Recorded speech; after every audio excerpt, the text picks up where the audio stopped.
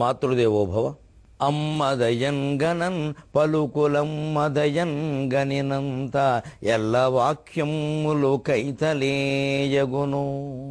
అమ్మదయంగనన్ పలుకులమ్మదయంగనినంత ఎల్ల వాక్యములు కైతలేయగును. కన్నులు వెన్నెల తిన్నెలవుచు భావములు నాట్యమాడునిక. కన్నులు వెన్నెల తిన్నెలవుచు భావములు నాట్యమాడునిక. పల్కుల తల్లి హృదంతరధ్వను సొమ్ముగదాల్చు వారలకు శూన్యములైనను సోనగుచ్చముల్.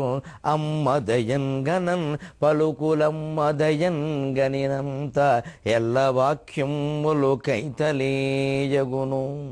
ఏబిఎన్ ఆంధ్రజ్యోతి ప్రేక్షక మహాశయులందరికీ నవజీవన వేదం అనే కార్యక్రమంలో 631వ భాగానికి స్వాగతం పలుకుతున్నాం. మహానుభావుడైన సిద్ధార్థుని తపస్సు బోధివృక్షం కింద ఫలించింది.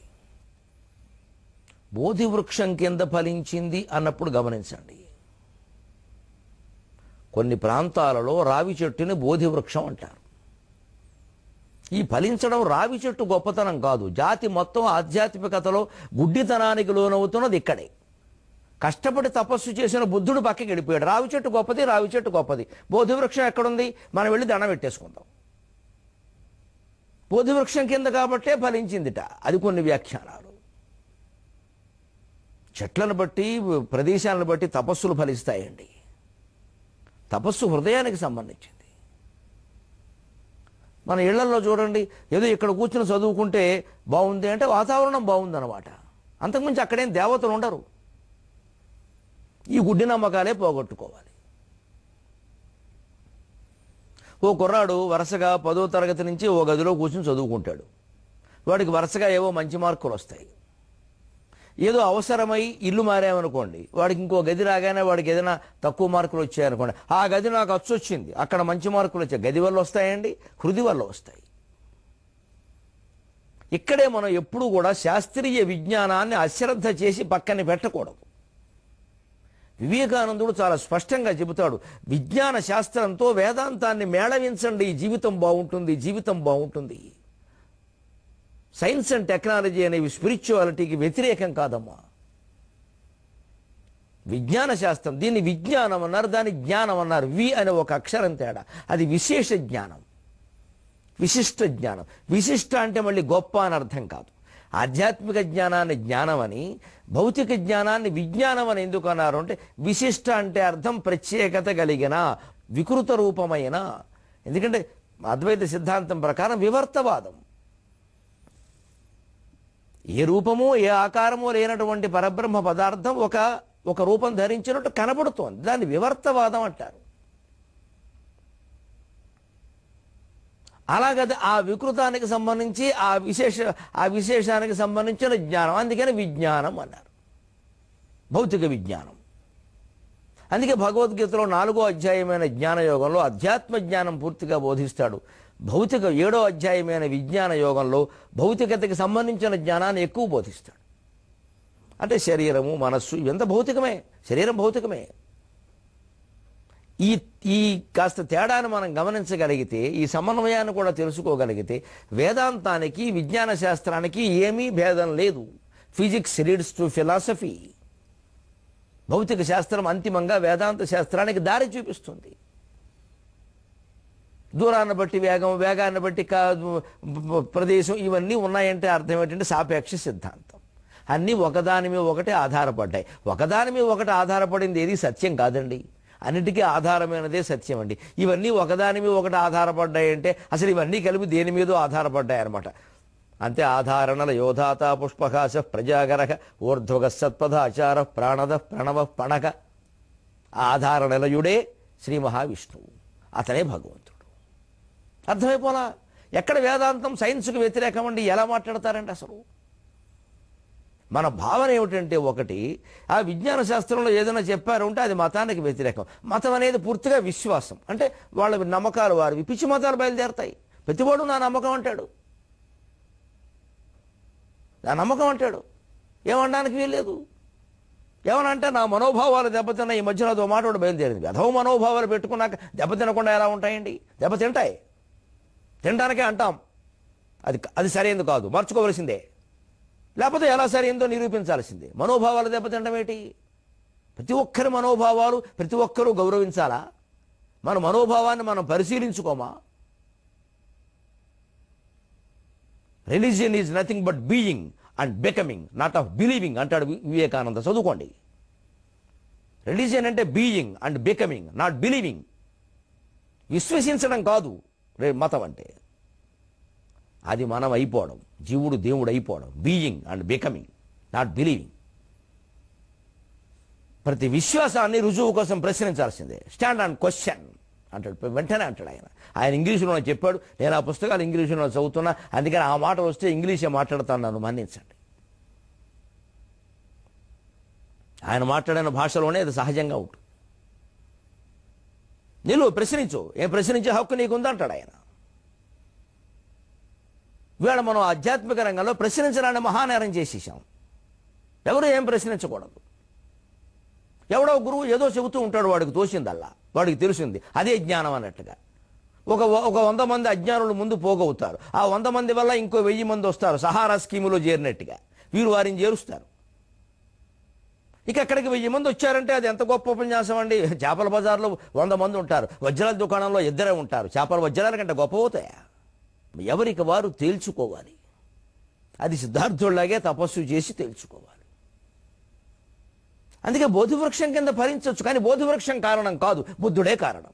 అదిగో బోధిన గమ్ము క్రింద జగదేకారాధ్య వైరాగ్య సంపద రూపెత్తిన రీతి దోచును అతడే పద్మాసనాసీనుడై. బుద్ధం శరణం గచ్ఛామి, ధర్మం శరణం గచ్ఛామి, సంఘం శరణం గచ్ఛామి. అదిగో బోధిన గమ్ము క్రింద జగదేక ఆశ్చర్య వైరాగ్య సంపద రూపెత్తిన రీతి దోచును అతడే పద్మాసనాసీనుడై. అదిగో బోధిన గమ్ము క్రింద జగదేక ఆశ్చర్య వైరాగ్య సంపద రూపెత్తిన రీతి దోచును అతడే పద్మాసనాసీనుడై.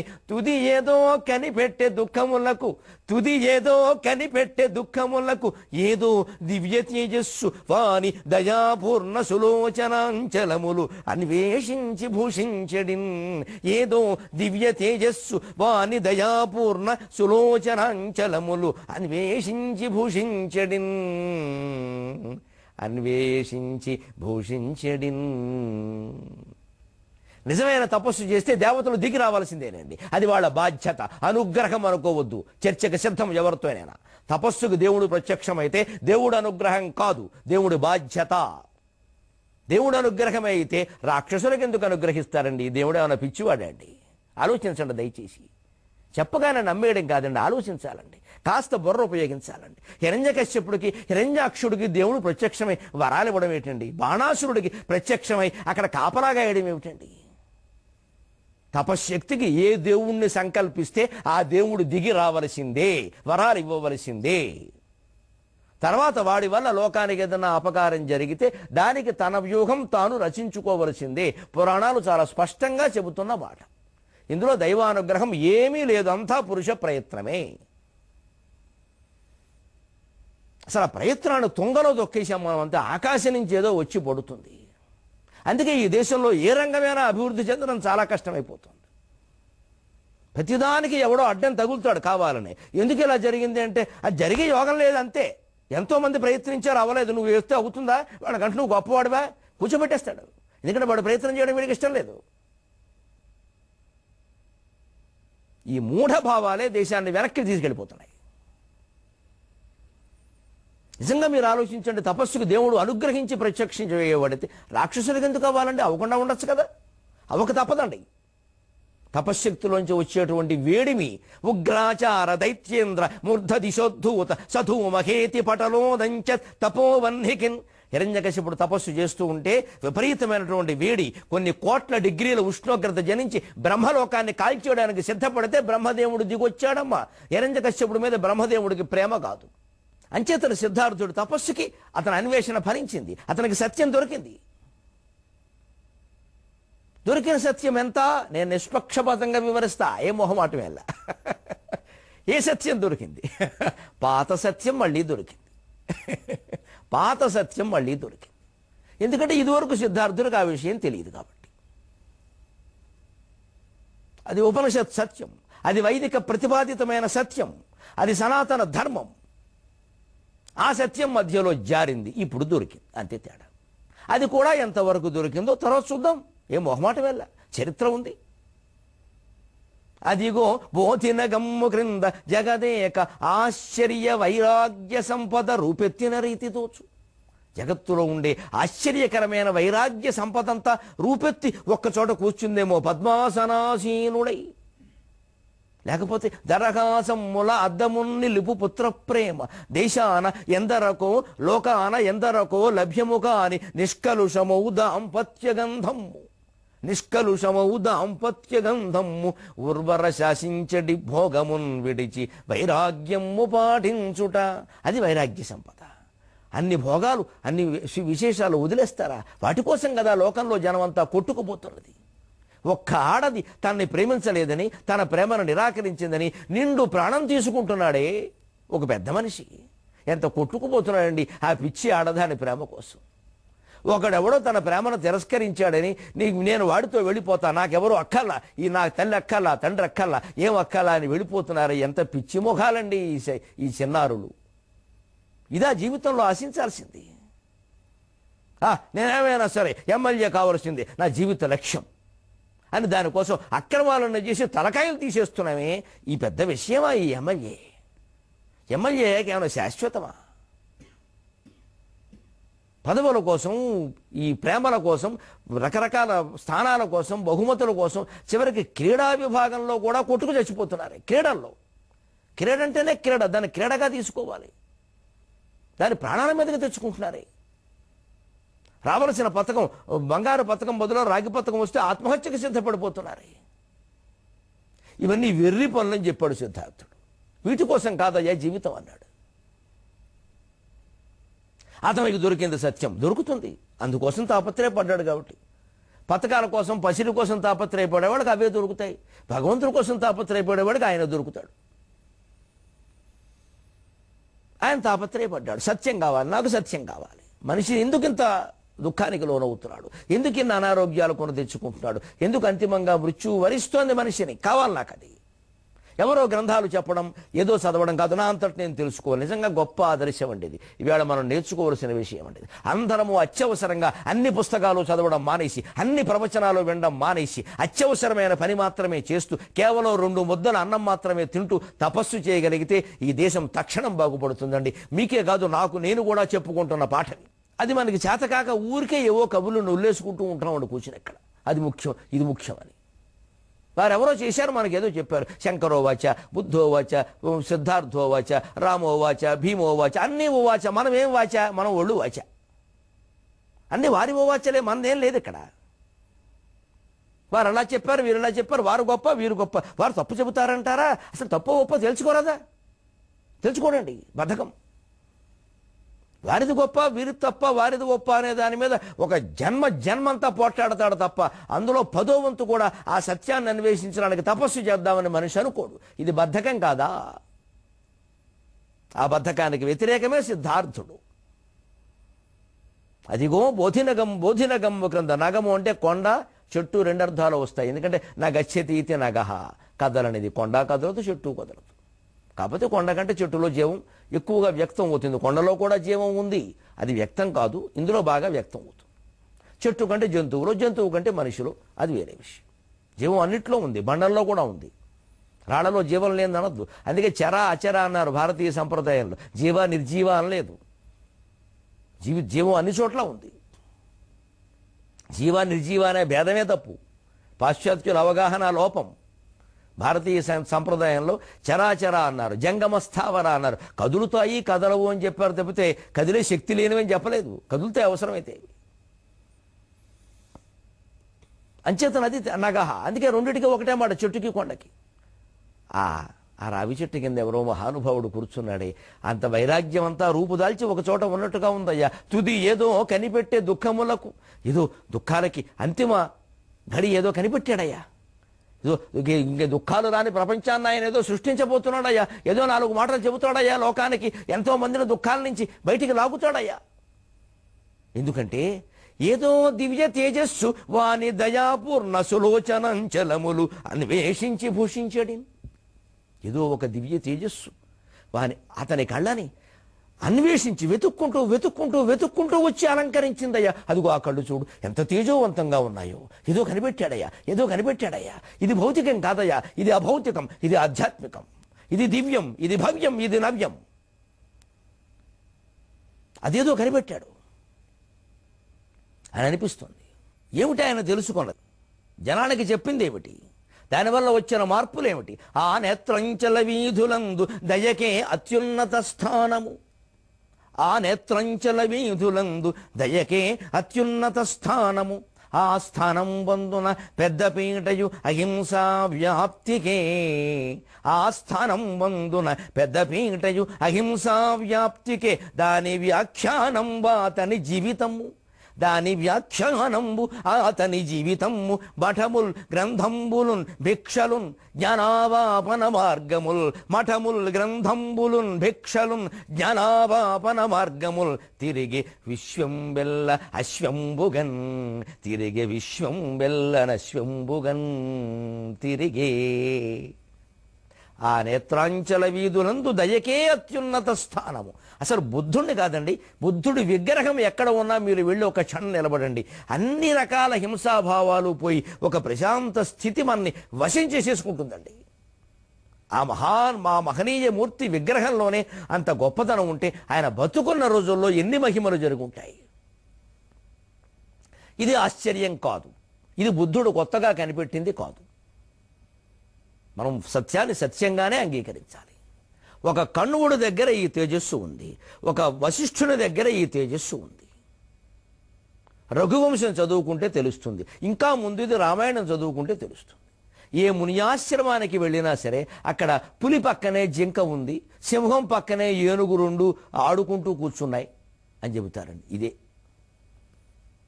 ఆ నేత్రంచల వీధులందు దయకే అత్యున్నత స్థానము. ఆయన కళ్ళల్లో నేత్రాంచల వీధులు, ఆ కంటి కొసల్లో కటాక్షాల్లో దయకి అత్యున్నత స్థానం. ఆ స్థానం బందున పెద్దపీటయు అహింసా వ్యాప్తికి. ఆ దయ కూడా మూగజీవుల్ని ఎక్కువ కాపాడడానికి. మరి తప్పు కాదండి? కాపాడద్దండి? ఇవాళకి కూడా పల్లెటూళ్ళు అజ్ఞానులు అమ్మోరికి మొక్కుకున్నాం కోళ్ళని వేటపోతులను పట్టుకెళ్ళి వేసేస్తున్నారు. వీరెవరండి మొక్కుకోవడానికి? అది వీడిని మొక్కుకుంటే నేను నిన్ను మొక్కుకున్నా నరుకుతా అంటే వీడు వస్తాడండి మనిషి? ఆ జీవికి బాధలు లేవా అండి? మనమే చెబుతాం మళ్ళీ, అమ్మా అన్ని జీవరాశులకి నువ్వే తల్లివమ్మా, కానీ నీకోసం ఓ జీవాన్ని చంపేస్తామమ్మా. ఏ జ్ఞానం అండి మంది? ఏమి జ్ఞానం అండి? ఎలా బతుకుతున్నామండి? మీకు విచిత్రం, పల్లెటూళ్ళలో వాళ్ళకేదో బోధించి హింస మానిపించచ్చు, మాంసాహారం ఎలా మానిపిస్తామండి? అబ్బే, పబ్బుల్లో క్లబ్బుల్లో చివరికి తినకూడని వర్గాల వారు కూడా ఈ మధ్య మొదలు పెట్టారు. నమశివాయ నమశివాయ. అహింసకు మారుపైన వారు కూడా హింసతో మాంసాహారం తింటున్నారు. మరి ఇప్పుడు సిద్ధార్థులు మళ్ళీ అవసరం లేదా? ఒకప్పుడు ఇంకా నయం, యజ్ఞాల పేరు మీద హింస జరిగినా అది కొద్దిగా. ఎంతమంది యజ్ఞం చేస్తారు? అందులో ఎన్ని హింసాత్మకమే పశు హింస ఉండేవి కూడా ఎన్ని ఉంటాయి? అన్నింటిలో లేవు కదా, ఎన్ని ఉంటాయి? అప్పుడు జరిగింది చాలా తక్కువ. ఇప్పుడు జరుగుతున్నది. అందుకే ఇవాళ మనం దయకి అహింసకి పెద్దపీట వేసి తీరాలి. అత్యవసరమైన కొన్ని వర్గాల వారు ఉంటారు. పోలీస్ శాఖ, నేను ఆధునికంగా మొహమాటం లేకుండా చెబుతున్న పోలీస్ శాఖ, సైన్యంలో ఉండేవారు. వారికి తప్పదు మాంసాహారం. ఎందుకంటే వారు యుద్ధాలు చెయ్యాలి, తుపాకీ కాల్చాలి, కత్తి జడిపించాలి, లాఠీ జడిపించాలి. కాస్త హింసను తట్టుకోవాలంటే కొంచెం కాస్త ఇది పడాలి. నేను ప్రోత్సహించట్లేదు, మరోలా అనుకోకండి. కొన్ని వృత్తులను బట్టి కొన్ని తప్పు. అలాగే మద్య సేవనం కూడా కొన్ని రకాల వృత్తుల్లో మొండి పనులు కొన్ని ఉంటాయండి, వారికి తప్పదండి అది. అసలు అందుకోసమే ఆ పదార్థాలు పుట్టేయండి. భాగవతం ఏకాదశి స్కంధంలో స్పష్టంగా చెబుతారు, మద్యం మాంసం లోకంలో నిషేధం చేయడం సాధ్యం కాదయ్యా, కానీ నిషేధం కష్టంగానే నియంత్రణ చేయొచ్చయ్యా. అవి కొన్ని వర్గాల వారికి, కొన్ని వృత్తుల వారికి తప్పదు, వారికి మాత్రమే పరిమితం అయ్యేలాగా మిగిలిన వారెవరూ సేవించకుండా చెయ్యొచ్చు, చెయ్యాలి అంటారు. మనం మొత్తం అందరి గురించి ఆలోచిస్తున్నాం విచిత్రంగా. మొత్తం అందరికి ఎవరు చెప్పరండి అలాగా. ఏదైనా కొందరికేనండి. దాని వ్యాఖ్యానం బాతని జీవితము. అహింస గురించి, దయ గురించి మాట్లాడడం కాదండి, మనం చాలామంది మాట్లాడతామండి. కానీ చేతల్లో హింసించేవాళ్ళు కొందరు, మాటల్లో హింసించేవాళ్ళు కొందరు, ఏమి అవి చేయలేకపోయినా మనస్సులోనే వాడిని ఏదో చేసినట్టు ఊహించుకునేవాళ్ళు కొందరు. అది కూడా హింసే. కానీ ఆయన అలా కాదు. My life is my message, నా జీవితమే నా సందేశము అని మహాత్మా గాంధీ అన్నట్టుగా బుద్ధుడు నేను బతికిన బతుకును చూసుకోండి, అదే నా సందేశం అన్నాడు. దాని వ్యాఖ్యానం బాతని జీవితం. బాల్యంలోనే హంసని కాపాడిన ఘట్టం కరుణశ్రీ గారు అద్భుతంగా రాశారు కరుణశ్రీ మహాకావ్యంలో. మఠములు, గ్రంథములు, భిక్షలు, జ్ఞానావాపన మార్గములు. మరి మఠాలు స్థాపించడం, ఏవో గ్రంథాలు రాయడం, లేదు శిష్యుల చేత రాయించడం, ఊరూరా తిరిగి భిక్ష తీసుకుంటూ ఉపన్యాసం ఇవ్వడం, ఉపదేశం చేయడం. ఎందుకంటే జ్ఞాన ఆవాపన మార్గము. జ్ఞానం నాటాలి అంటే, జ్ఞానోపదేశం చెయ్యాలి అంటే, జ్ఞాని అయిన వాడు ఒకచోట ఉంటే వీలవుతుందా? ఈవేళ భగవంతుడి దయ వల్ల మాకు అవకాశం వచ్చింది. జ్ఞానులవేనా అజ్ఞానులవేనా చెప్పే అవకాశం వచ్చింది. ఏదో ఒకచోట కూర్చొని ఒక స్టూడియోలో చెబితే ప్రపంచం అంతా వ్యాపిస్తుంది. కానీ మరి ఆవేళ అవకాశాలు లేవే. తిరిగి విశ్వం వెళ్ళ అశ్వంబోగాను. అందుకే ఆయన రాజ్యం కోసం దండయాత్రలు చేయకపోవచ్చు, అశ్వమేధ యాగాలు చేయకపోవచ్చు, గుర్రాల మీద పరిగెత్తకపోవచ్చు, కానీ అశ్వంలాగే విశ్వమంతా పరిగెట్టాడు. దాని ప్రభావం దినకృత్యముగ యుద్ధపు విద్వేషగ్నునేమయ్యనో ఘనులా బుద్ధుని పాదమంటి శరణంగచ్చామియంసున్ శరణంగచ్చామియంసున్ ప్రజాధనమున్ పౌరుల నిత్య జీవన సుఖార్థం వందజేయన్ యశోధనుడై నిలిచిరి అశోక జీవనులు యశోధనుడై నిలిచిరి అశోక జీవనులు బుద్ధ ప్రాభవం పెట్టిదో దినకృత్యముగ యుద్ధముల్ సలుపు విద్వేషగ్నునేమయ్యను. రాజులు కొంతమంది పరిపాలించిన కాలంలో పొద్దున్న లేవగానే ఒకటే పని, ఏ రాజ్యం మీద దండయాత్ర చేద్దామా. అందుకే మనం గొప్పగా భావిస్తున్న సంస్కృత భాషలో యుద్ధానికి 32 పదాలు ఉన్నాయి. దేవతలకు ఎన్ని పదాలు ఉన్నాయో యుద్ధానికి అనే పదాలు ఉన్నాయంటే యుద్ధాలని జరిగాయనే కదా. ఎస్కిమోల భాషలో మంచుకు 30 పదాలు పైన ఉంటాయి, ఎందుకంటే వారు మంచుతోనే నిత్య జీవనం. మనం గౌరవించుకుంటున్న భాషల్లో యుద్ధానికి 32 పదాలు ఉన్నాయంటే మనం యుద్ధాలే చేసామన్నమాట. ఎక్కువ శాంతి కంటే శాంతికున్న పదాలు 2, 3 తెలిసిపోతుంది. భాష కల్చర్, భాష ఎప్పుడూ సంస్కృతమే ఆధారపడుతుంది. మనం మంగళసూత్రం అంటాం, దాన్ని పవిత్రంగా భావిస్తాం కాబట్టి. విదేశీయుల భాషల్లో ఆ పేరే ఉండదు, ఎందుకంటే వాళ్ళు కట్టుకోరు కాబట్టి. దినకృత్యంలాగా డైలీ టైం టేబుల్ వేసుకున్నట్టుగా దినకృత్యంలాగా యుద్ధాలు చేసేశారే. రాజ్యానికి రాగానే యుద్ధం, దండయాత్ర, వేట, ఇంక వేరే పనే లేదు. ఇంకా డబ్బులుంటే వేట, డబ్బులు లేకపోతే దండయాత్ర. అవన్నీ ఏమైపోయాయో తెలియదు కానీ ఈ మహానుభావుని బోధనల వల్ల అన్నీ సద్దుమణిగేయండి. కనులు ఆ బుద్ధుని బాధమంటి శరణం గచ్చామి అంచు. బుద్ధం శరణం గచ్చామి, ధర్మం శరణం గచ్చామి, సంఘం శరణం గచ్చామి అనేటువంటి మార్పు ప్రజల్లో కాదు, సామాన్యుల్లో కాదు, చక్రవర్తుల్లో వచ్చింది. ప్రజాధనమున్ పౌరుల నిత్య జీవన సుఖార్థం బందజేయన్. దారులు వేయించారు, చెట్లు నాటించారు, పరిచారు, ప్రజలకు సౌకర్యాలు కల్పించారు. ఇవాళకి కూడా హింసాభావాలు బాగా వ్యాప్తి చెందడం వల్ల ప్రతి దేశం యొక్క ధన ప్రణాళికలో బడ్జెట్లో రక్షణకే ఎక్కువ. మన దేశ బడ్జెట్లో కూడా 60% సొమ్ము రక్షణకి వెళ్ళిపోతుందండి. భయం కారణం కాదా? ఆ భయాన్ని కనుక మన వేద బోధ ప్రకారం, ఉపనిషత్ బోధ ప్రకారం తొలగించగలిగితే అంత డబ్బు అవసరం లేదు. దేశంలో పేదరికాన్ని పోగొట్టడం చాలా ముఖ్యం కదా. పేదవాళ్ళు తమ కాళ్ల మీద తాము నిలబడేలాగా వాళ్ళకి వృత్తులు, ఉపాధులు కల్పించడానికి ఖర్చు పెట్టవలసినటువంటి సొమ్ముని రక్షణ కోసం, తుపాకుల కోసం, అత్యాధునిక ఆయుధాల కోసం, క్షిపణుల కోసం ఖర్చు పెడుతున్నామే. ఇవాళ బుద్ధుడు అవసరం ఉందా లేదా? అవసరం ఉందనగానే మనం ఏం చేస్తాం? గరికపాటి వారు చెప్పారు నవజీవన వేదంలో బుద్ధుడు అవసరం ఉందని. మన ఊళ్ళో ఒక విగ్రహం పెట్టేద్దాం. దయచేసి పెట్టకండి. నేను కోరుతున్నది అది కాదు. మీ గుండెల్లో బుద్ధుడికి గుడి కట్టండి, మీ గుండెల్లో రాముడికి గుడి కట్టండి. బయట కట్టకండి. బయట కట్టినవి చాలా ఉన్నాయి, నైవేద్యాలు అయిపోతున్నాయి. వేద్యం కంటే నైవేద్యం ఎక్కువ. గుడి వల్ల మనకి వేద్యం అయ్యే విషయం కంటే నైవేద్యం ఎక్కువ. వద్దండి, గుడి కట్టద్దండి. గుండెల్లో గుడి కట్టండి. నా మాట మీద ఏమైనా ప్రేమ ఉంటే గుండెల్లో గుడి కట్టండి. మీ జీవితంలో అహింసాత్మకంగా ప్రవర్తించండి. నా చేతల వల్ల కానీ, నా మాటల వల్ల కానీ, నా మనస్సు వల్ల కానీ మరొకరిని నేను హింసించొద్దు, ఏ జీవిని అని యథాశక్తి వీలైనంత వరకు బతుకుతామండి. పోనీ ఏదైనా కట్టు తప్పితే ఏదైనా విషయం అది 90% బాగా బతికినా చాలే. ప్రజాధనమును పౌరుల నిత్య జీవన సుఖార్థం బందజేయను. ఖచ్చితంగా ఎప్పుడైతే యుద్ధాలు లేకుండా పోయాయో, కాస్త శాంతి నెలకొందో ప్రపంచంలో, ప్రజల నిత్య జీవనం మీద దృష్టి పెడతాం కదండి. అందుకే యశోధనులై నిలిచిరి అశోక జీవనులు.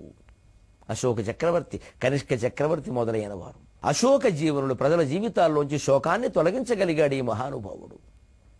బుద్ధ ప్రాభవం పెట్టిదో. అంతటి బుద్ధ ప్రాభవానికి దెబ్బ ఎక్కడ తగిలింది, ఎందువల్ల దెబ్బతింది, ఈ విషయాలన్నీ 23.5 గంటల్లో తెలుసుకుందాం. అంతవరకు తెలుగు భాష దెబ్బతినకుండా, పర్యావరణం దెబ్బతినకుండా కాపాడుకుందాం.